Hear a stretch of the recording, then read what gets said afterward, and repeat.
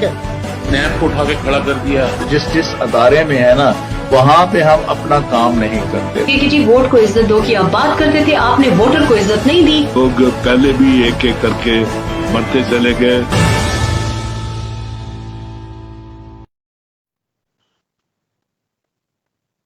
बिस्मिल्लाहिर्रहमानिर्रहीम, अस्सलाम वालेकुम। प्रोग्राम सवाल जवाब के साथ मैं हूं आपका होस्ट शहजादा उस्मान ताहिर। नाज़रीन इकराम, आलमी सियासी सतह पर खवातीन की नुमायां कारकर्दगी को नजरअंदाज नहीं किया जा सकता। अगर पाकिस्तान की बात की जाए तो मरियम नवाज की सियासी जद्दोजहद का एतराफ ना करना नाइंसाफी होगी। तरीक हुआ है कि पाकिस्तान में आमरीत का सामना खवातीन रहनुमाओं ने मर्दों के मुकाबले में डट कर किया है, चाहे वो मोहतरमा फातिमा जिन्ना हो, चाहे वो शहीद बेनजीर भुट्टो हो, चाहे वो बेगम कुलसूम नवाज हो। मरियम नवाज भी इसी सफर में पीछे ना रही। अपने वालिद के साथ तकलीफों में साए की तरह डटी रही, कैद काटी, जुल्म सहे, किरदार कशी की गई, इल्जामात लगाए गए, पेशियां भुगती, ना जाने क्या क्या हुआ, लेकिन डरी नहीं, घबराई नहीं। बदतरीन दौर में पार्टी को मजबूत रखा, पार्टी को मुनज़्ज़म रखा, मियां साहब का पैगाम घर घर पहुंचाया। आज मुस्लिम लीग नून में मियां साहब के बाद वो मकबूल तरीन लीडर बनकर सामने आई हैं। इस वक्त भी बहुत बड़े बड़े जलसों में खिताब कर रही हैं। हम इनकी सियासी बसीरत को सलाम पेश करते हैं और इनके लिए दुआ गो हैं। पाकिस्तान की सूरत हाल पर बात करने के लिए आज हमने अपने प्रोग्राम में दावत दी है। प्रोफेसर आगा साजिद साहब सीनियर तजियाकार हैं और उनके साथ हमारे बहुत ही प्यारे यंगस्टर तजियाकार मोहम्मद काशिफ मेहूं साहब। तो आइए अपनी गुफ्तगू का आगाज करते हैं और जानते हैं सब चीजों के बारे में। जी अस्सलाम वालेकुम। जी अस्सलाम वालेकुम, वेलकम टू शो। जी आपका बहुत शुक्रिया, आपने हमेशा की तरह वक्त दिया। आपका शुक्रिया, आपने हमें बुलाया।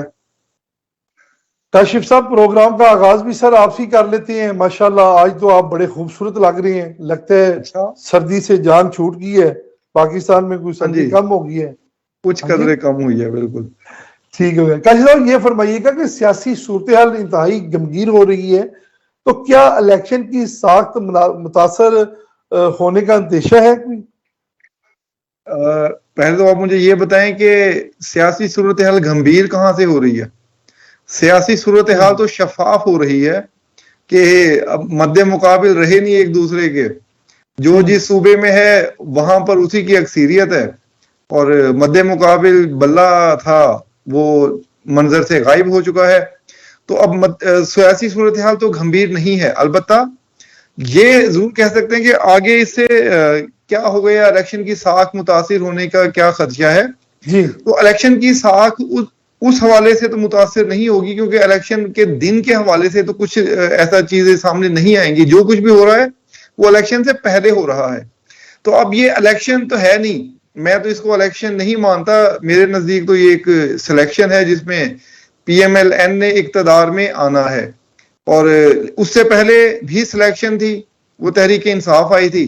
तो ये जो कुछ भी ये अमल जो हो रहा है ये इंतहाई शफाफ तरीके से होगा और इस पर कोई उंगली नहीं उठा सकेगा। मुस्लिम लीग नून बहुत ही शफाफ तरीके से सिलेक्ट होकर ऐवान में पहुंच जाएगी और हुकूमत बनाएंगे। तो मुझे तो नहीं लगता इसमें। काशिफ साहब, लेकिन आप कैसे क्यों नहीं लगता आपको? अब आप देख लें, अदालतों ने तो तमाम PTI के जितने भी लोग थे उनको इजाजत दे दी है इलेक्शन लड़ने की भी।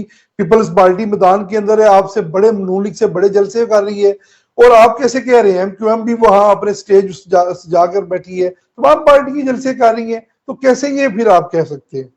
ये मैं ऐसे कह सकता हूँ, देखें MQM की आपने बात की, MQM कराची में महदूद है। कराची में वो कितनी सीटें ले लेते हैं, 6, 8, 10, 12, उन्होंने उससे आगे नहीं ले सकते जी। पीपल्स पार्टी बहुत ज्यादा अक्सरियत लेगी सिंध में से, वहां पर उनका कोई मद्दे मुकाबिल नहीं है। मुस्लिम लीग नून पंजाब में से लेगी, यहां पर इनका कोई मद्दे मुकाबिल नहीं रहा। तहरीक इंसाफ जरूर है वहां, और आज तहरीक इंसाफ के काफी सारे उनको इजाजत मिली है, लेकिन उनका इंतखाबी निशान वो बल्ला नहीं है। अच्छा, अभी उनको इतनी मुश्किलात के बाद अभी उन्हें वो अपना इजाजत मिली है इलेक्शन लड़ने की। अभी आगे बहुत से मराहिल बाकी हैं, इलेक्शन के दिन के हवाले से बहुत से मराहिल होंगे। उन्हें जो है ना अपना वो नुमाइंदगान चाहिए होंगे, वो जो इनके होते हैं पोलिंग एजेंट्स वगैरह, फिर इनको हर जगह पे मुश्किल पेश आएगी ये करने में। तो अब हमारा वोटर वो नहीं है, ये बहुत सारा ही पाकिस्तान का वोटर ऐसा नहीं है जो खुद ब खुद जज्बात में आगे इमरान खान के नाम पे वोट डालने के लिए चला जाएगा। बहुत से लोगों को पता भी नहीं लगेगा कि किसका क्या इंतखाबी निशान है।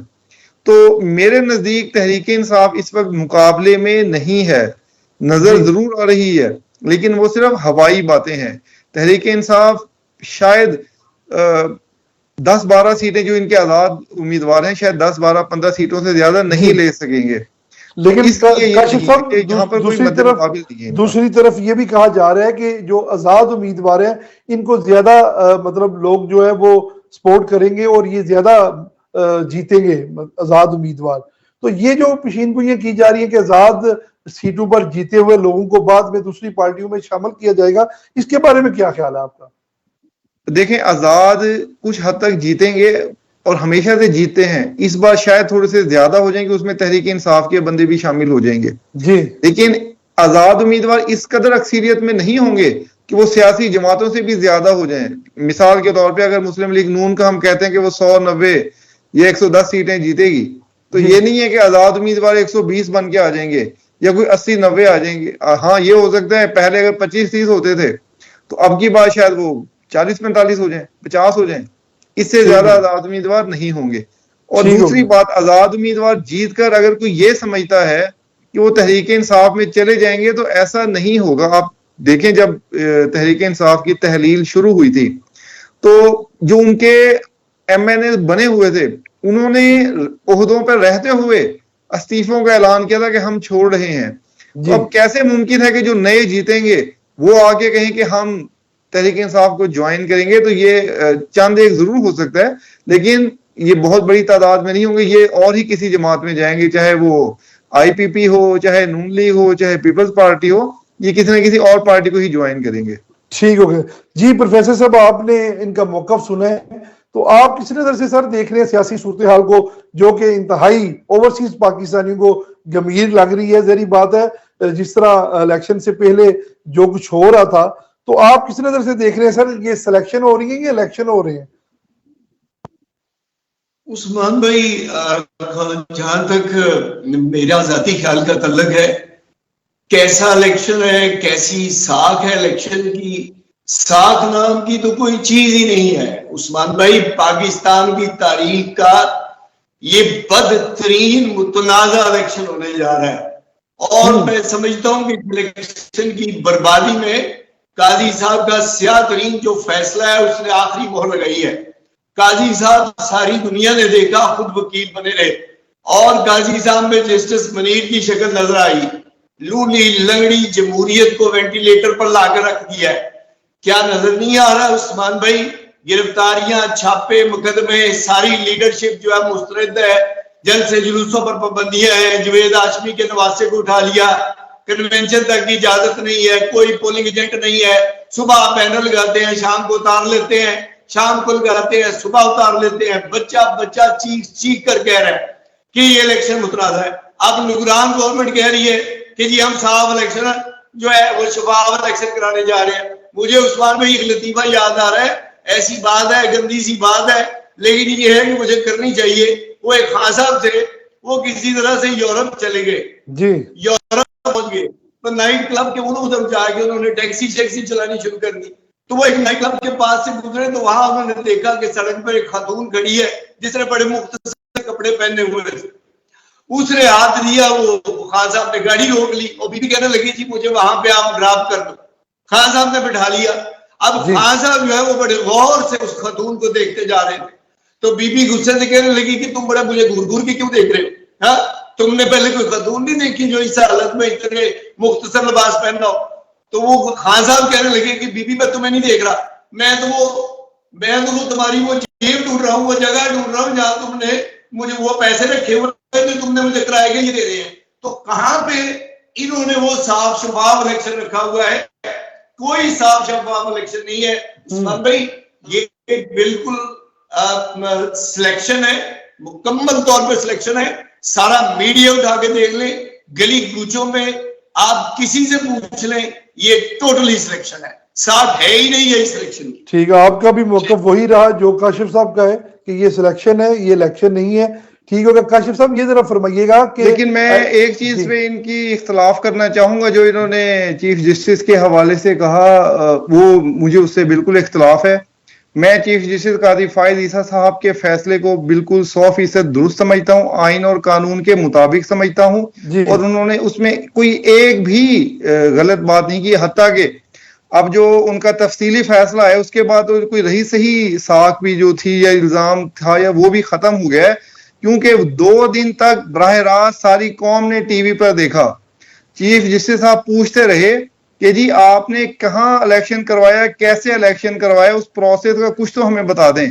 उनके पास जवाब देने के लिए कुछ भी नहीं था। वो कहते थे कि जैसे बाकी जमातों ने अगर कागजी इलेक्शन करवाती हैं, अब हमारा भी कबूल कर लें। तो उसके अंदर जो उनके अपने जो तरीका कार था तहरीक इंसाफ का, उसके मुताबिक वो इलेक्शन नहीं था, इसलिए काजी साहब ने उस इलेक्शन को गलत करार दिया था, और वो इलेक्शन गलत था। बेहतर होता कि ये अपना इलेक्शन ठीक कर लेते, तब ये जरूरी इल्जाम लगाते। अगर काजी साहब नहीं करना होता तो वो आज भी सुप्रीम कोर्ट से इजाजत ना मिलती इन नुमाइंदगान को, जो हाई कोर्ट ने भी जिनको नाअहल कर दिया था। मेरा भी तो मुझे ये उस पे एतराज है मुझे। जी जी बिल्कुल, मेरा भी ये आगे सब बिल्कुल, मैं भी यहाँ ये जरूर कहना चाहूंगा कि अगर काजी साहब का इसमें इशू होता तो आज जिस तरह लोगों को इजाजत मिली है, मेरे ख्याल से ये थोड़ी सी सख्ती ही रहती। तो मेरे ख्याल से ये उन्होंने आइन और कानून के मुताबिक ही फैसला किया। लेकिन चले, आपका अपना पॉइंट ऑफ व्यू है इसके ऊपर।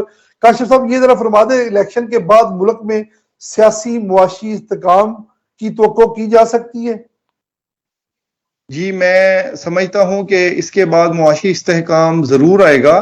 दरमियान में ये निगरान हुकूमत के दौर में भी कुछ हालात बेहतर हुए थे, लेकिन वो जो चीजें करना चाह रहे थे वो नहीं हो सकी। वो जो SIFC बनी है या जिस तरह PIA की नजकारी है, कोई डिस्कोज वगैरह की थी, वो सारे पाए तकमील तक नहीं पहुंच सके जी।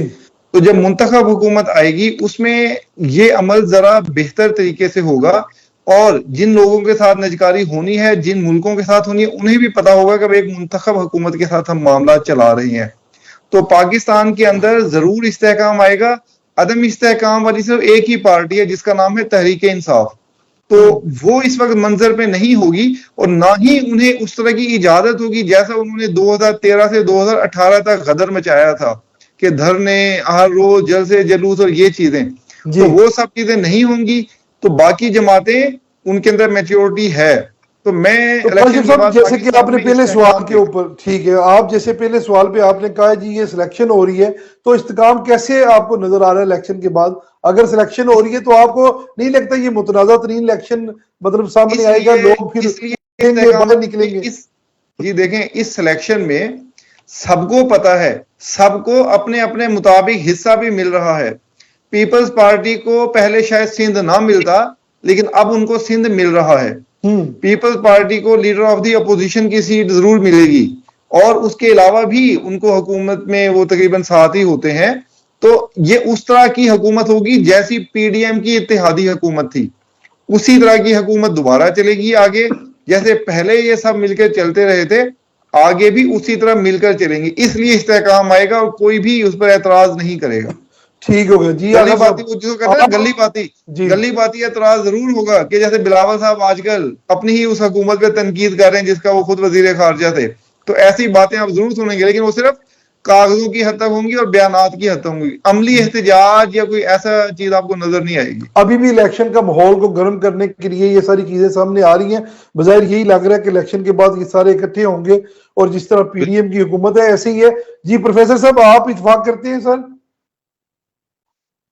उस्मान भाई देखिए, आप जब सिलेक्शन की बात करते हैं तो ध्यान में रखिएगा कि सिलेक्शन होती है, इसमें ब्यूरोक्रेसी भी शामिल है, एस्टेब्लिशमेंट भी शामिल है, अदलिया भी शामिल है। काजी साहब के फैसले के बारे में आपने बात की, टेक्निकल बुनियादों पर फैसले की जरूरत नहीं थी। मुल्क सियासी अदम इस्तेहकाम का शिकार है, मुल्क मुआशी तौर पर बदहाल है, सियासी बुनियादों पर फैसले की जरूरत थी। पहले नजरिया जरूरत नहीं होता रहा है, करोड़ों लोगों के वोटों की तौहीन की गई है। देखिए, जबर का दौरा है। उस्मान भाई, एक पार्टी को जबर से दूसरे पर मुसल्लत करने की कोशिश की जा रही है। आप देखिए ना, ये तो रेजोल्यूशन की तरह है, सब जानते हैं कि एक पार्टी है PTI, उसके सिर्फ चंद लोग कंपेन करते नजर आ रहे हैं। ना कोई कंपेन है, ना जलसे हैं, ना रैलियां हैं, ना पोस्टर है। उनके मुकद्दर में छापे हैं, गिरफ्तारियां हैं, MP ऑर्डर्स हैं, लिख दिए गए हैं, वो पेशियां भुगते ही इलेक्शन लड़े, उनको इस कामों में लगाया हुआ है और फिर आप हफ्ता उनकी पेशियां भुगताते हैं, फिर 4 बंदों को इलेक्शन लड़ने की इजाजत दे देते हैं। ये तो वही हो गई ना कि वो मुझे फिर एक लतीफा याद आ रहा है, तो एक मौलवी साहब कह रहे थे पुलिस राज के बारे में कि पुलिस राज जो है वो तलवार से तेज है, बाल से बारीक है, तलवार से तेज है, बाल से बारीक है, तो उसके ऊपर से सबको गुजरना होगा। तो एक खान साहब भी बैठे हुए थे, वो खड़े हो गए, वो कहते हैं मौलवी साहब क्या कह रहे हैं आप, बाल से बारीक है, तलवार से तेज है, वो कह रहे हैं हाँ जी ऐसे ही है। तो उन्होंने कहा ये तो फिर ना गुजारने वाली बातें हुई। तो देखिए ये तो इलेक्शन जो है ना लड़ाने वाली बातें हैं। कुछ लोग बेचारे मफरूर है, कुछ इश्तिहारी है, खवातीन को हरासा किया जा रहा है, मुल्क में मायूसी बढ़ रही है, और दूसरी तरफ उस्मान भाई मैं 1 मिनट लूंगा, दूसरी तरफ देखे सहूलियात के चिराग जल रहे हैं, सारे इलेक्टेबल्स उनकी झोली में, सारी इंतजामिया उनकी झोली में, सारे RO इनकी झोली में, वो माहौल ऐसा बनाया जा रहा है। वो हमारे पंजाबी में क्या कहते हैं, गलियां हो जाना हो जावन संजिया तो मिर्जा यार फिरे। ये 4-6 माह हुकूमत चलेगी उस्मान भाई, और अगर जरदारी साहब को आप शामिल कर ही लेते हैं तो कोई 2 साल निकाल जाएंगे, लेकिन और अगर आजाद जीतते हैं तो बोलियां लगेगी, कारोबार होगा, हाथ ट्रेडिंग होगी, बकरा मंडी बनेगी और मुल्क की बदहाली में मजीद इजाफा होगा। अल्लाह ताला की जात रहम फरमाए जी, अल्लाह ताला की जात रहम फरमाए। आपकी बात दुरुस्त है, लेकिन आपके जज्बात की कदर करते हैं, इसमें कोई शक नहीं है, लेकिन बात यह है कि अगर वो मफरूर हैं या अगर वो उनके पर्चे हो रहे हैं तो जहरी बात है उसके पीछे पसे पर्दा एक पूरी कहानी है। 9 मई का वाकया है, वो इसमें ऐड कर लेंगे अपने करतूतों की वजह से हैं, अपने करतूतों की वजह से हैं। अगर आप देखें, आप 2018 को या 2024 को ना लेके आए, 2018 में मजलूम लोग थे, 2024 में जो है वो मजलूम नहीं है, पूरी कौम के सामने है कि एक स्टेट के खिलाफ उन्होंने कार्रवाई की थी। मतलब ये तो सिर्फ ये नहीं, भाई हनीफ अब्बासी का आपको याद होगा जी कि बिल्कुल इलेक्शन से बिल्कुल पहले उसको ना सजा दिलवाई गई रात के 11 बजे, और फिर जिस तरह से बाकी सारे मामला तो साकिब निसार ने कोई दोबारा गिनती नहीं होने दी। जी कोई जाता था कि जी मैं दोबारा अपनी गिनती करवाना चाहता हूँ, उसने किसी को गिनती नहीं होने दी, क्योंकि मालूम था कि क्या उसमें वो घांचे मिलाए हुए हैं उसके अंदर जो है डब्बों में, तो वो भी सब था। और इसके अलावा भी देखें, बड़ी प्रोफेसर साहब ने बड़ी मजे की बात की अपने पिछले जवाब में, वो कह रहे थे कि मुल्क में कोई जमहूरियत नहीं है, कोई कुछ नहीं है, कोई आइन नहीं है, और इस दफा उन्होंने कह दिया क्या होता जो नजरिया जरूरत कर लेते तो हाँ क्या हो गया। कादी साहब ने पहले भी तो नजरिया जरूरत होता रहा है, इस बार नजरिया जरूरत क्यों नहीं कर लिया कादी साहब ने। मतलब जो इनके अपने मुतालबात थे पिछले जवाब में, हाँ। उसके बिल्कुल उलट इन्होंने कह दिया इस दफा कि जी नजरिया जरूरत, मतलब ये मानते हैं कि फैसले में कोई गलती नहीं है, किसी आइन और किसी कानून की किसी शिक के खिलाफ नहीं है, लेकिन मुझे ऐसे नजरिया जरूरत क्यों नहीं किया। मुझे काशिफ साहब ऐसे लग रहा है कि इनकी जो हमदर्दी है वो उसकी भी कदर करनी चाहिए। ठीक है, किसी ना किसी के साथ प्यार मोहब्बत होता है, तो इनका जो दर्द है वो जहां से उठ रहा है मुझे अंदाजा है इस चीज का। चले बरल काशिफ साहब दोबारा इनकी तरफ चलते हैं। काशिफ साहब ये जरा फरमा दें कि मियां साहब और बीबी मरियम बहुत बड़े बड़े माशाल्लाह जलसे कर रहे हैं, तो मुस्लिम लीग नून की मकबूलियत को किस नजर से आप देख रहे हैं? क्या वो मकबूलियत दोबारा इनके पास आ चुकी है जो पहले होती थी 2013 में? देखिए जो बहुत बड़े बड़े तो मैं नहीं कहूंगा, अलबत्ता अच्छे जलसे कह सकते हैं कि अच्छे जलसे हो रहे हैं, और ऐसे ही जलसे वो पहले भी करते रहे हैं, तो मकबूलियत तो सर्वेज भी आ रहे हैं। दूसरी बात यह है कि आप देखें जब जिसने वजीर आजम बनना होता है ना, सर्वेज उसके हक में आना शुरू हो जाते हैं। मैं इन सर्वेज वगैरह पे यकीन नहीं रखता, लेकिन नजर आ रहा है। दूसरी बात है कि पंजाब में उनकी मकबूलियत तो है, वोट बैंक तो उस वक्त भी था उनका जब बहुत ज्यादा वो जेरे अताब थे, तब भी वो 1,28,00,000 वोट ले गए थे, और अब तो वैसे ही नजर आ रहा है कि वो आएंगे। तो ये एक हकीकत है, मैं आपको बता रहा हूं कि जिसके जो वोट बैंक था ना, वो उसका अभी भी उसके साथ है। जो तहरीक इंसाफ के वोटर्स तहरीक इंसाफ के साथ थे, इमरान खान के तमाम जराइम के बावजूद उनमें एक रत्ती बराबर भी फर्क नहीं पड़ा। शायद कोई हो जो टूटा हो, वरना वो इमरान खान साहब के साथ हैं। इसी तरह जब नून लीग ज़ेर-ए-अताब थी तो उनका वोट बैंक भी नहीं टूटा था। तो पीटीआई की मकबूलियत भी है और पीएमएल-एन की भी मकबूलियत है, और जलसे वो अच्छे कर रहे हैं। और वैसे भी अब पता है कि उन्होंने हुकूमत में आना है, तो जलसों में वैसे भी थोड़ी सी जान पड़ जाती है। तो जलसे तो वो अच्छे कर रहे हैं, इसमें तो कोई शक नहीं। और मकबूलियत भी उनकी बढ़ी है सर्वेज के मुताबिक। बढ़ना क्या, वो पहले भी मकबूल थे। खैर, नवाज शरीफ साहब के नाम का वोट लेकिन काशिफ साहब, यहाँ पीपल्स पार्टी ये कह रही है, पीटीआई के लोग ये कह रहे हैं कि मुस्लिम लीग नून के साथ प्रैंक हो चुका है। ये फजा पैदा की गई है मीडिया के लोगों को साथ मिलाकर कि मियां साहब चौथी दफा आ रहे हैं। ये सब कुछ ये क्रिएट किया गया है। ऐसा ये 8 तारीख को पता चलेगा, ऐसा कुछ भी नहीं होने वाला। तो कुछ समझ से बाहर है सर, इस पे रोशनी डाल दें। अच्छा, मैं मियां साहब चौथी बार वजीर आजम बनेंगे या नहीं बनेंगे, इसके बारे में तो मैं हतमी तौर पर नहीं कह सकता, क्योंकि मैंने खुद इस पे लिखा भी हुआ है, ट्वीट्स भी किए हुए हैं, मेरा वीडियो भी है। ये कंफर्म है कि अपना मुस्लिम लीग नून की हुकूमत आ रही है जी। शहबाज शरीफ साहब की पहली तरजीह नवाज शरीफ साहब है। लेकिन मैं बहुत बार कहता हूं कि नवाज शरीफ साहब के वजीर आजम बनने में अगर कोई रुकावट है तो वो खुद नवाज शरीफ साहब हैं। वो भी मतलब बहुत बिल्कुल सही चल रहे होते हैं, अचानक उनको याद आ जाता है मैंने तो जो है ना, मेरे साथ तो बड़ी ज्यादती हुई है, मुझे निकाला गया था, मेरे साथ फलां ने ये कर दिया, फलां जज ने ये कर दिया, फलां जर्नैल ने ये कर दिया। और जब अभी ये वज़ीर आज़म बनने से पहले की बात है, जब वज़ीर आज़म की कुर्सी पे बंदा बैठ जाता है ना, तब मामला बिल्कुल और ज्यादा मुख्तलिफ हो जाता है। फिर बंदे को बाइख्तियार भी, अभी ये मेरी कुर्सी है ना, इसमें कोई मुझे मजा नहीं आ रहा, लेकिन जब मेरे इर्द गिर्द दरबान हो और मुझे सलूट पड़ रहे हो तो मैं अपने आप को वज़ीर आज़म समझना शुरू कर दूंगा कि मुझे इख्तियार भी महसूस होगा, तो वो मामला फिर अलग हो जाता है।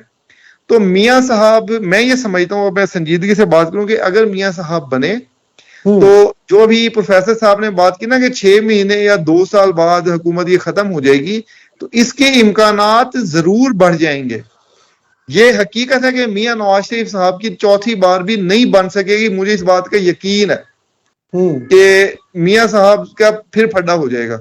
तो इसलिए मियां साहब बनते हैं या नहीं बनते, ये जरूर क्वेश्चनेबल बात है।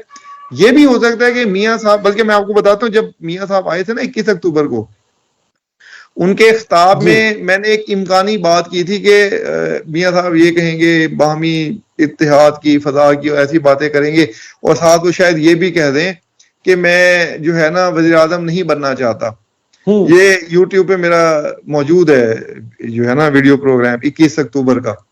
तो ये इम्कान अभी भी है कि शायद मियां साहब खुद ही कह दें कि वो वज़ीर आज़म ना बन सके। तो लेकिन शहबाज शरीफ साहब जो भाई हैं वो जरूर चाहेंगे कि मियां साहब बने। ये हो सकता है कि उनको आर्जी तौर पे बनाए, लेकिन मैं जो नवाज शरीफ साहब का मिजाज समझता हूँ वो ऐसा नहीं है कि वो कहें कि जी मुझे एक दफा ठप्पा लग जाए वज़ीर आज़म का, मैं महीने बाद, 15 दिन बाद या 3 महीने के बाद वो पीछे हट जाएं और कहें कि मैं नहीं बनता। या तो वो फिर लंबे चलेंगे, बन गए, फिर चाहे फटा हो जब भी हो, चाहे वो 2 साल के बाद हो, या फिर वो पहले ही कह देंगे जी मैं वज़ीर आज़म नहीं बनता। ठीक हो गया जी। प्रोफेसर साहब, काशिफ साहब की गुफ्तगू आपने सुनी है, तो इसके ऊपर कोई इतराज है या उठाना है आपने तो उठा ले सर, फिर मैं सवाल कर लेता हूँ आपसे। आपकी मुस्कुराहट तो यही मुझे बता रही है, तो अगर सवाल करने के बाद आपने उठाना है तो पहले ही उठा ले सर। उस्मान भाई, काशिफ भाई काबिल एहतराम है, मेरे भाई हैं, लेकिन देखिए जहां तक मेरा एक अपना स्टाइल है, मेरी एक अपनी सोच है, मैंने वो अपने लिहाज से नहीं अपना मौक़िफ़ देना है। बहरहाल मैं उनकी राय का एहतराम करता हूँ। देखिए उस्मान भाई, जहां तक मुस्लिम लीग की मकबूलियत का या मियां साहब के बारे में आप बात कर रहे हैं, देखिए उस्मान भाई, हकीकत है, मैं ज़मीनी हक़ाइक़ के बारे में बात कर रहा हूँ। सारा मीडिया एक तरफ खड़ा है, सिर्फ चंद साफ़ी हैं जो सच को झूठ और झूठ को सच बनाने में मसरूफ है। जितने भी मकामी अवामी सर्वे हुए हैं, सेमिनार हुए हैं सोशल मीडिया पर, वो सारे जाहिर करते हैं कि जेल में बैठा हुआ जो कैदी नंबर 804 है वो अवाम में मकबूलियत हासिल कर चुका है। इसमें कोई शक नहीं है उस्मान भाई कि मियां साहब और बीबी मरियम बड़े बड़े जलसे करने में कामयाब रहे हैं। लेकिन आप जलसों पर ना जाए, आप देखिए ना, पीपल्स पार्टी को सिर्फ 7 सीटें मिली थी, तो अब वो इतने बड़े बड़े जलसे कर रहे हैं। तो उनके जलसों को देखकर तो यूं ही लगता है कि वो सारा पंजाब ही ले जाएंगे। तो देखिए मैं जलसों के हवाले से तो मेरा मौक़िफ़ जो है वो वाज़ेह है। देखिए उस्मान भाई, बात यह है कि यहाँ जो सूरत-ए-हाल है, पुलिस ने यहाँ पे कहर मचा रखा है, उम्मीदवारों के पीछे दिन रात वो भाग रही है। पीडीआई के बेचारे लोगों के लिए दफा 144 लगा दी गई है, कॉर्नर मीटिंग तक की इजाजत नहीं है, अक्का दुक्का चंद लोग हैं जो मंजरे-आम पर हैं, बाकी तो सारे फरार हैं। और जबकि दूसरी तरफ देखें, आतिशबाजी भी है, ढोल ढमक्के भी है, पटाखे भी है, सब की इजाजत है। देखिए मैं ये बात कर रहा हूँ, जो मैं मियां साहब के लिए बात कर रहा हूँ, लोग ये कहते हैं, दोस्त अहबाब से जब हम बात करते हैं, मीटिंग में बैठते हैं या दोस्तों के साथ, साथियों के साथ, तो ये कहते हैं कि भाई मियां साहब को इल्म नहीं है, कि मियां साहब को ये तो इल्म है कि किस बंदे को टिकट देना है और किसको टिकट नहीं देना, और कौन बंदा पार्टी डिसिप्लिन की खिलाफवर्जी कर रहा है और कौन नहीं कर रहा। मियां साहब को ये इल्म नहीं है कि ये मुल्क में क्या हो रहा है। क्या मियां साहब चार्टर ऑफ डेमोक्रेसी को ये उनको याद नहीं है कि एस्टेब्लिशमेंट का अलाकार नहीं बनना है, उनके कंधों पर सवार होकर नहीं आना है। मियां साहब को अपना बयानिया, वोट को इज्जत दो का बयानिया याद नहीं आ रहा। मियां साहब क्यों नहीं ये सोचते हैं? देखिए उस्मान भाई, कुछ लोग ऐसे हैं जो अपने जाती मुफाद के लिए, अपने मकासद के लिए मियां साहब के बंदूक चला रहे हैं। और यकीन मानिए, मैं ये मेरी बातें आप एक दिन मानेंगे कि इससे मियां साहब का इमेज जो है वो खराब हो रहा है। मेरा जाती ख्याल है कि नून लीग जो है वो नदामत लीग बनती जा रही है। उनके जो स्पोक्समैन है वो मीडिया पे आने से घबराते हैं, जवाब नहीं सही दे पाते हैं, तो ये नून लीग के मुस्तकबिल के लिए भी ठीक नहीं है। देखिए ना, ये जैसे मैंने भी बात की, सारे इलेक्टेबल्स उनकी झोली में, सारे इत्तेहाद उनकी झोली में, सारी इंतजामिया उनकी झोली में, तो उन पे ही क्यों बंदोबस्तवा उतर रहा है, बाकियों के बारे में क्यों नहीं? तो मियां साहब को ये चीज सोचनी चाहिए। उस्मान भाई, मैं मियां साहब के खिलाफ नहीं हूं, मैं मियां साहब की बेहतरी के लिए ये बात कर रहा हूं कि ऐसा इलेक्शन जो है ये मुतराजा तरीन इलेक्शन है, ये तो भी हुआ ही नहीं, ये तो पहले ही मुतराजा हो चुका है। चले मैं समझता हूँ कि ये तीसरा जो हमारा राउंड आया, इसके ऊपर भी बात एक ही आ रही है, तो इसका जवाब दें, फिर अगले सवालात की तरफ चले, क्योंकि ये प्रोफेसर साहब जो हमारे बड़े प्यारे पैनलिस्ट हैं, तो बात तो बड़ी गहरी करते हैं। तो क्या कहेंगे काशिफ साहब आप? किस चीज के ऊपर? जो बातें प्रोफेसर साहब ने कही हैं, ये हम पहले भी कह चुके हैं कि ये दोहराई जा रही हैं, सिर्फ पार्टी बदल गई है। 2018 में ये इसी तरह का सब कुछ इमरान खान साहब के लिए हो रहा था, अब वो PMLN के लिए हो रहा है, तो इसमें नया तो कुछ भी नहीं है। काशिफ भाई, पुरानी बोतल में नई शराब डाली जा रही है, वो नहीं। देखें प्रोफेसर साहब, आप देखें, इसमें मैं शायद ये बात मैंने पिछले प्रोग्राम में भी कही थी कि पहले ये होता था कि मुदाखला तो इस्टेब्लिशमेंट की हर दौर में रहती थी, लेकिन पहले क्योंकि बराह रास्त इस तरह नाम नहीं आता था इस्टेब्लिशमेंट का, तो इसीलिए वो भी खुलकर सामने नहीं आते थे, वो खुफिया ही रहते थे। अब सबको मालूम है, सबको पता है कि किस तरह से क्या कुछ हो रहा है, और इस्टेब्लिशमेंट के ऊपर बराह रास्त नाम भी आ रहा है, तो इसलिए वो भी बराह रास्त कर रहे हैं। और इस बार देखें, अब एक चीज मैं संजीदगी से आपसे कहूं कि जब 2022 में जनरल बाजवा साहब ने कहा था कि हम जो है ना, हम पीछे हट रही, फौज सियासत से पीछे हट रही है, आप लोग इन मामलात को संभालें, और इमरान खान साहब को 2 बार इलेक्शन मिल रहा था जिसमें वो खुद हिस्सा ले सकते थे। 2022 में जब वो अपना असेंबली टूटने लगी थी, सब कुछ तैयार हो गया था, तकरीर भी तैयार हो गई थी शहबाज शरीफ साहब की कि उन्होंने 20 या 22 मई को, या सॉरी 25 को उन्होंने असेंबली तोड़ देनी थी। तो इमरान खान साहब ने क्रेडिट लेने के चक्कर में कि जी ये तो मैंने तोड़वाई है, उसने लॉन्ग मार्च का ऐलान कर दिया कि जी मैं 22 को लेके आ रहा हूं, ताकि मैं 25 को जब पहुंचू तो असेंबली टूट जाए और सारा क्रेडिट मिले जी खान साहब के वजह से, लॉन्ग मार्च की वजह से असेंबली टूटी है। दूसरी बार 2023 में जब इनके मुज़ाकरात हो रहे थे और ये तैयार हो गए थे कि हाँ जी हम सितंबर में एंड तक इलेक्शन करवा लेंगे, इमरान खान साहब ने उनको मुज़ाकराती टीम को दरमियान से वापस बुला लिया। तो आप प्रोफेसर साहब जरा खान साहब को भी कहेंगे थोड़ी सी जरा वो अकल को ना थोड़ा सा वो टक्कर मार लिया करेंगे, शायद उनको मत में आ जाए कि हर वक्त उनके अपने गलत फैसलों की वजह से वो आज ये कर रहे हैं। फिर तीसरा उन्होंने 9 मई कर दिया कि जिसका सबको ही सबसे बढ़कर ये वाला जो मामला कर दिया। तो इस वजह से आप ये उसका वो सब भुगत रहे हैं, वरना तहरीक इंसाफ अपने इंतखाबी निशान पर इलेक्शन भी लड़ रही होती, इस वक्त असेंबली में भी होती और वो सब कुछ कर रहे होते। आप मुझे काशिफ साहब उम्मीद है कि अब जो है ना हमारा प्रोग्राम जो बाकी हिस्सा रह गया इसका वो इस तरफ नहीं आएगा, वो आगे बढ़ेगा। काशिफ साहब ये जरा फरमा दे कि बिलावल साहब पीटीए के लोगों को तीर पर ठप्पा लगाने की दावत दे रहे हैं, तो क्या उनकी हिमायत हासिल कर पाएंगे? ये बिलावल साहब बड़े मजे की बातें कर रहे हैं।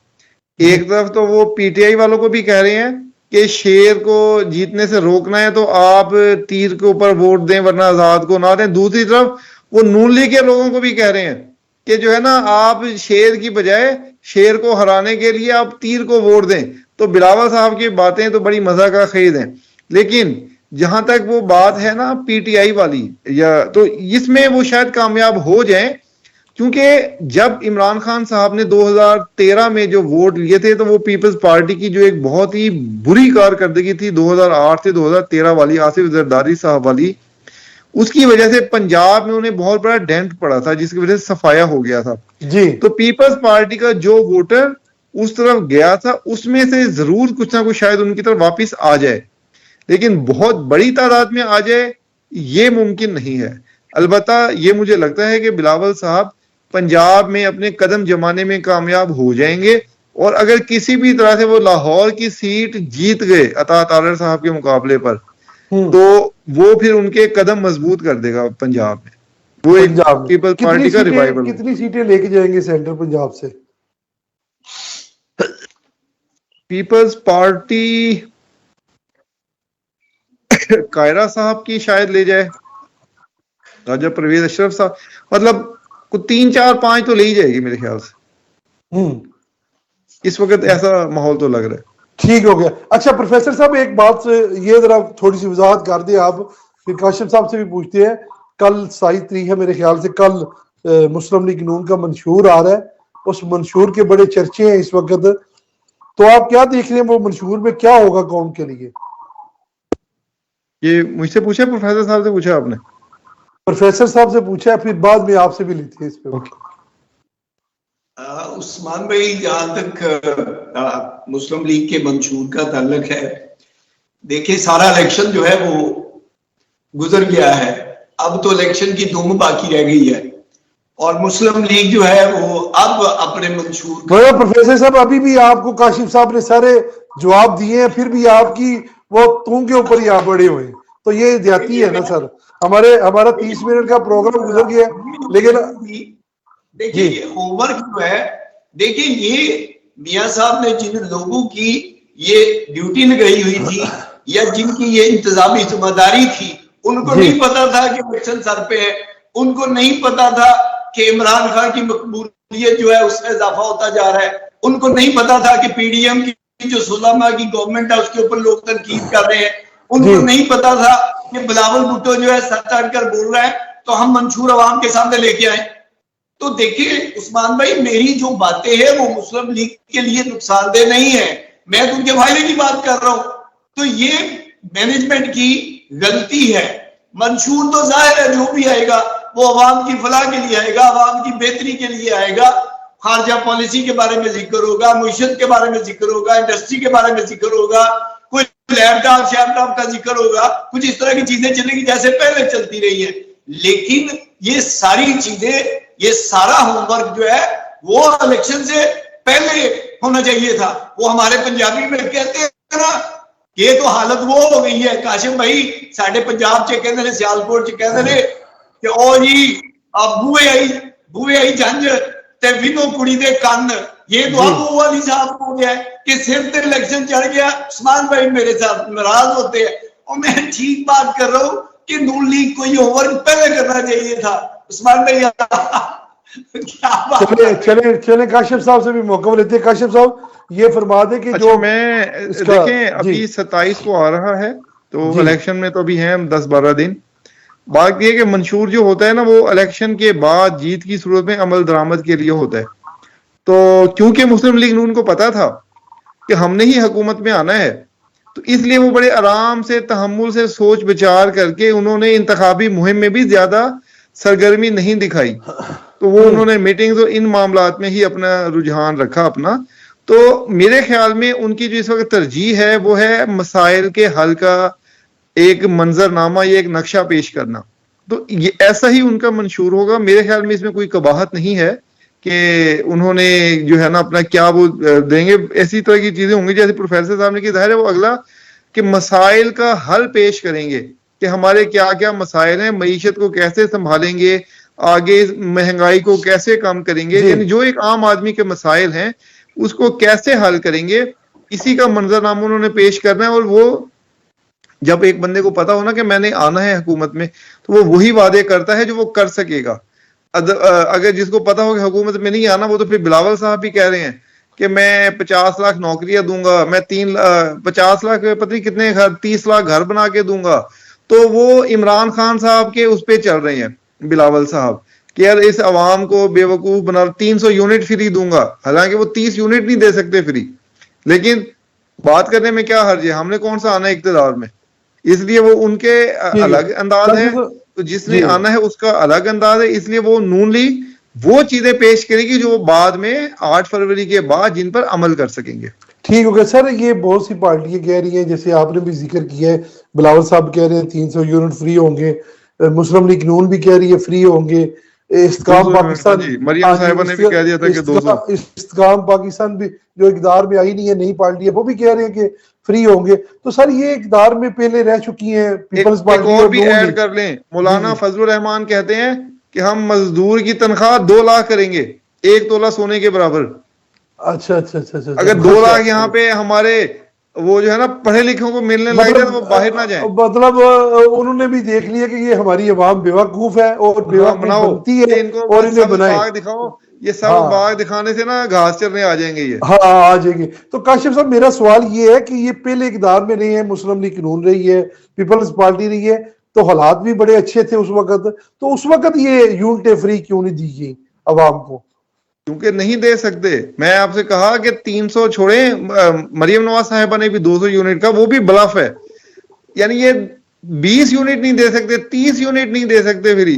IMF इनको गर्दन से पकड़ लेगा। तो उन्होंने तो पेट्रोल पे सब्सिडी नहीं देनी थी वो मोटरसाइकिल वालों के लिए, जो कि लिमिटेड थी। तो बिजली के इतने बड़े कैसे, जबकि हम 2500 उसमें जा रहे हैं शॉर्टफॉल में, वो जो हमारा गर्दिशी कर्जा है। तो ये 300 यूनिट फ्री, 300 यूनिट फ्री कभी आप चेक कीजिएगा कि कितनी आवाम इस्तेमाल करती है। मेरे ख्याल को 70% से ज्यादा आवाम, मेरे ख्याल बहुत बड़ी तादाद है आवाम की जो 300 यूनिट जो इस्तेमाल है। बड़े यूनिट वाले तो कम लोग हैं। तो अगर 300 यूनिट फ्री हो जाए तो समझिए आपने आधे से ज्यादा पाकिस्तान को बिजली फ्री दे दिया आपने। उससे बेहतर है कि ये लोग सोलर सिस्टम इस तरह का निजाम बनाएं कि लोगों को सोलर सिस्टम मिले, तब जरूर ये कोई फ्री में आ सकती है बात, या ऐसी चीज हो सकता है। वैसे नहीं दिया जा सकता फ्री। क्या आसान शायद पर कर्जा दे दें लोगों को कि वो अपने घरों में सोलर सिस्टम लगा लें। कर्जा भी उसी तरह, उसके अलावा और कोई नहीं। काशिफ साहब कर्जा भी उसी तरह जैसे मरियम औरंगजेब साहबा ने कहा था कि 1000 रुपया हम अवाम को दे रहे हैं, एक पूरा 1000 रुपया दे रहे हैं। मतलब नहीं ऐसे ये ना दें वो, यानी इस तरह की टर्म्स एंड कंडीशन बनाएं कि लोग आसानी से सोलर यूनिट चाहे कर्ज पर ही लगा सके, हुकूमत उसमें कोई गारंटर बने या बड़ी अच्छी तजवीज है आपकी। उसकी वजह से तो जरूर हमारा मुल्क में बिजली का निजाम बेहतर हो सकता है, सस्ती हो सकती है। उसके अलावा ये कोई फ्री नहीं दे सकता आपको। ठीक होगा। आगा सब टाइम हमारे पास अभी शॉर्ट है, 2-3 सवाल है, जल्दी जल्दी इसके ऊपर बात कर लेते हैं। तो ये जरा फरमा दें अभी आप कि पंजाब में वजारत आला जो है वो सुनने में आ रहा है कि मरियम नवाज वजारत आला पर आ सकती है। तो आप क्या देख रहे हैं सर? जी हाँ उस्मान भाई, इसमें कोई शक नहीं है कि बहुत से लोग जो हैं वो ये बात कर रहे हैं जो आपने बात कही है, कि जाहिर है कि इसमें तो कोई दूसरी राय नहीं है कि जो बीबी मरियम है जी, उसने अपने सियासी में जो है काफी तकालीफ उठाई है, पार्टी को मुनज़्ज़म किया है। जब मियाँ साहब को जेल में रखा गया, फिर वो भी कैद में रही हैं, तकालीफ उठाई, मसाइब उठाए, परेशानियां उठाई, वालदा की मौत देखी, जनाब वो सारा कुछ हुआ। लेकिन ये कि उन्होंने पार्टी को मुनज़्ज़म रखने में और पार्टी को मकबूल रखने में बड़ा अहम किरदार अदा किया है।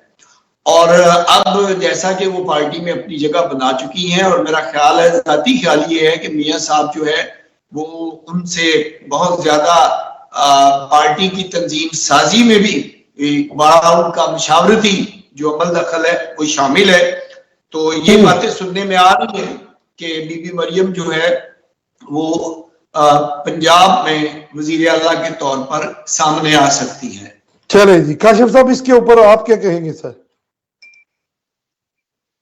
इस पे मरियम नवाज साहिबा बन सकती है। मैंने आपको इसका जवाब मेरे ख्याल शायद आपके लास्ट वाले प्रोग्राम में भी दिया था, जब किसी ने पूछा था कि अगर नवाज शरीफ साहब वजीर आजम ना बने तो फिर शायद मरियम साहिबा बन जाए।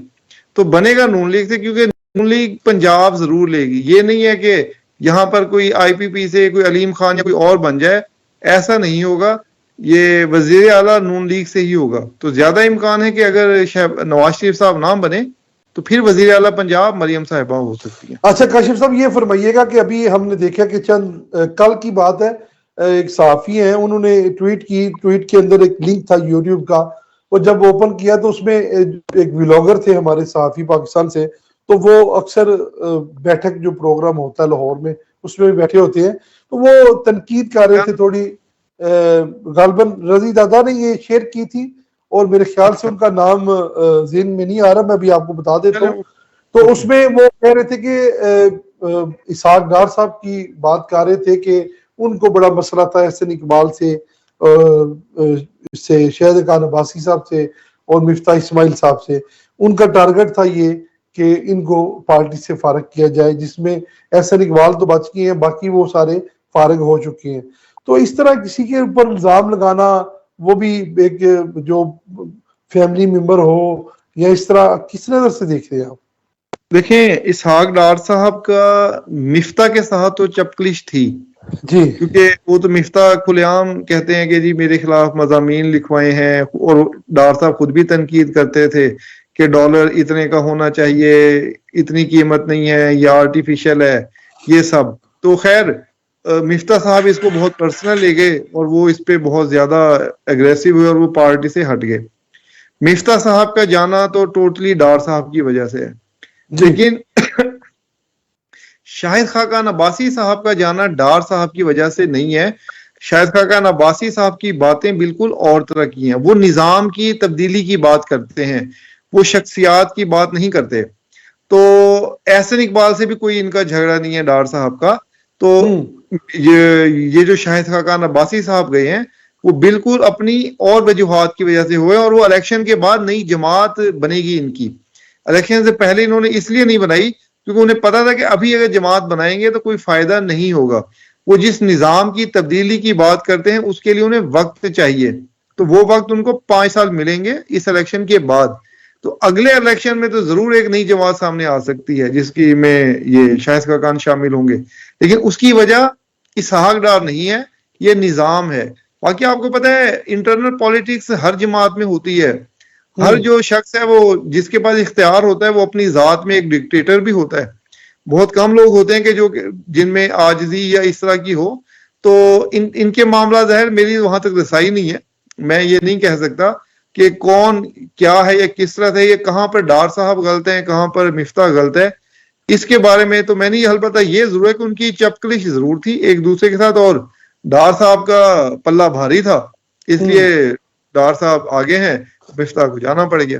ठीक हो गया जी। प्रोफेसर साहब, आपकी नजर में पल्ला किसका भारी है सर? जैसे काशिफ साहब ने पल्ले का जिक्र किया है।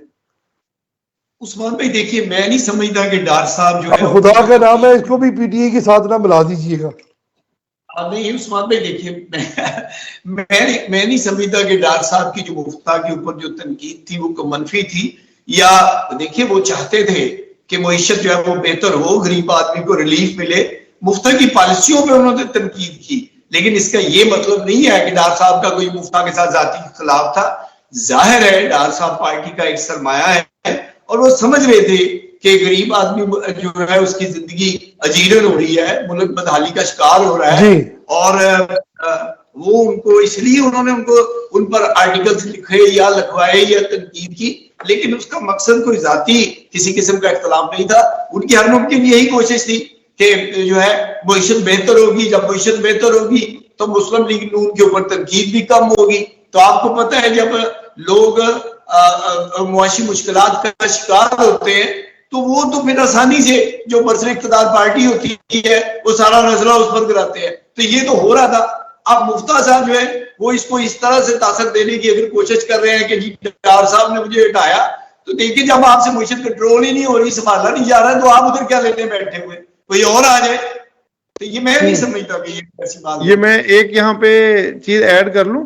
जी जी जी काशिफ साहब, प्रोफेसर साहब ने बड़ी अच्छी बात कही कि जब मसाइल हल ना हो रहे हों तो तनकीद बनती है, लेकिन प्रोफेसर साहब देखें कि जब डार साहब आए वो तो उन चीजों को उससे ज्यादा आगे लेके, बल्कि मुझे एक डार साहब की चीज जो अच्छी नहीं लगती कि डार साहब जब आए तो उससे पहले हमारा पेट्रोल भी तकरीबन कोई 250 रुपए तक चला गया था और डॉलर भी 240 से इसके इर्द गिर्द ही था। लेकिन डार साहब आए तो आते ही डॉलर भी नीचे आ गया और पेट्रोल भी नीचे आया। जब इनको आईएमएफ से दोबारा मुआहिदा करना पड़ा तो उसमें वो जो था अपना डॉलर भी दोबारा बढ़ा, इसको 270-75 पे लेके गए फौरन, और पेट्रोल भी हमारा 300 से ऊपर तक पहुंचा। तो वो जो मामला, अगर मिफ्ता भी मजबूर था आईएमएफ के आगे, डार साहब भी मजबूर थे आईएमएफ के आगे, तो वो सब चीजें ना मिफ्ता अपनी मर्जी से या खुशी से कर रहे थे, ना ही डार साहब ने अपनी मर्जी या खुशी से की बाद में। लेकिन पॉलिसियों की वजह से नुकसान आवाम को जरूर हुआ है कि कभी कम कभी ज्यादा।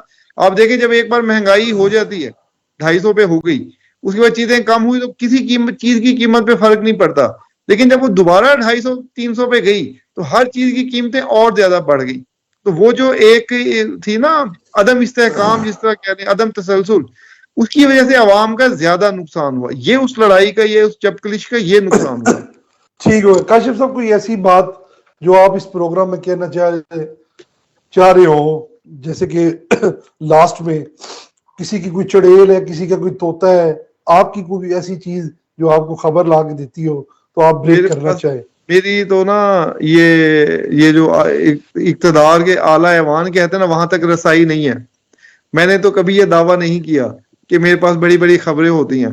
मैं तो एक आम सा इंसान और अपना तजजिया पेश करता हूँ सूरत हाल के ऊपर, तो मेरी तो कोई रसाई है नहीं। तो ये प्रोफेसर साहब बता सकते हैं कि उनके पास अगर कोई है। साहब आपके पास तो जरूर कोई ना कोई चड़ेल होगी मेरे ख्याल से, तो आपकी चड़ेल, ये किसी का तोता, किसी की चिड़िया, किसी का कोई ना कोई चीज ऐसी होती है जो खबरें ला के देती है। तो प्रोग्राम के लास्ट में कोई ऐसी खबर जो होने जा रही हो तो आपको वो आपकी वो चीज ला के दे दे, बता दे, तो आप हमारे प्रोग्राम में बताना चाहे। उस्मान भाई, जो आप तोते, चिड़िया, चड़ेल, जिन्हों भूतों का जिक्र कर रहे हैं, पाकिस्तान की पॉलिटिक्स में ये सारे फेल हैं। देखिए ना, यहाँ पाकिस्तान में सूरत हाल ये है कि कभी भी किसी भी वक्त कुछ भी हो सकता है, जो आप नहीं सोच रहे होते वो हो सकता है। लिहाजा मैं तो इन चीजों पे बिलीव नहीं करता हूं। इस वक्त ये जरूर कहूंगा उस्मान भाई, बड़ी अहम बात, अगर आप 1 मिनट दें, मैं मियां साहब से जरूर ये रिक्वेस्ट करूंगा, आपके चैनल के तवसत से काशिफ भाई की मौजूदगी में, आपकी मौजूदगी में, मैं ये जरूर रिक्वेस्ट करूंगा कि मियां साहब आप किसी का आलाकार मत बने। दूसरा, आपके ऊपर जो इल्जामात लगते हैं कि आप सियासी इंतकाम लेंगे, आप आगे बढ़ें, कदम बढ़ाएं, सबको साथ लें, डायलॉग की बात करें, सियासी इंतकाम को छोड़ दें, सबके लिए हम माफी का ऐलान करें। बल्कि मैं तो यहां तक कहूंगा कि आप इमरान खान की तरफ भी दोस्ती का हाथ बढ़ाएं। इससे यकीन कीजिए कि आप क्रिकेट खेलते रहे हैं, छक्के लगाते रहे हैं, ये आप एक ऐसा छक्का लगाएंगे जो सबसे ऊंचा जाएगा। और इस वक्त मुल्क को अशद जरूरत है कि सबको एक पेज पे लाया जाए।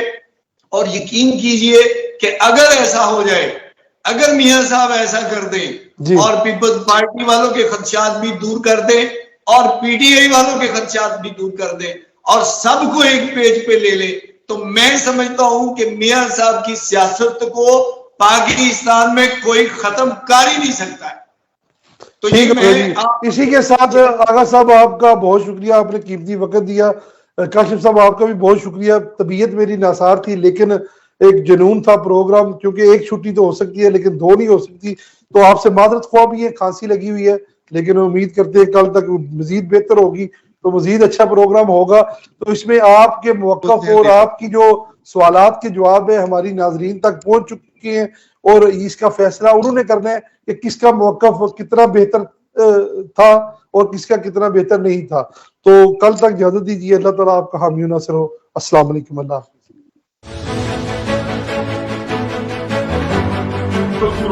मरियम नवाज जो है इनकी बात तवज्जो से सुनी जाती है। को ज़ाहिर है बड़ी समझदारी से चुना होगा। जो इमरान खान की वजह से मकबूजा कश्मीर को मोदी ने हड़प कर दिया। खत के सहारे में भी उनको कामयाबी नहीं हुई है। अमेरिका को टारगेट बेरोजगारी है तो लोग तंग दस्त हैं। उस्मान साहब कई साल लग जाते हैं, हकीकत तो सामने है। शहबाज साहब जो है उसी कश्ती में सवार हैं। कोई एस्टैब्लिशमेंट थोड़ी सी न्यूट्रल हो गई है या गैर जानबदार हो गई है। मेरा ख्याल है एस्टेब्लिशमेंट इस वक्त न्यूट्रल खड़ी है। उसकी सुनने का हौसला नहीं रखते तो फिर आप लोगों की जुबानें भी बंद कर। कोई भी इस मुल्क में गद्दार नहीं, जो ये कहते हैं गलत कहते। नैब को उठा के खड़ा कर दिया। जिस अदारे में है ना वहाँ पे हम अपना काम नहीं करते। कि जी वोट को इज्जत दो की आप बात करते थे, आपने वोटर को इज्जत नहीं दी। लोग पहले भी एक एक करके मरते चले गए।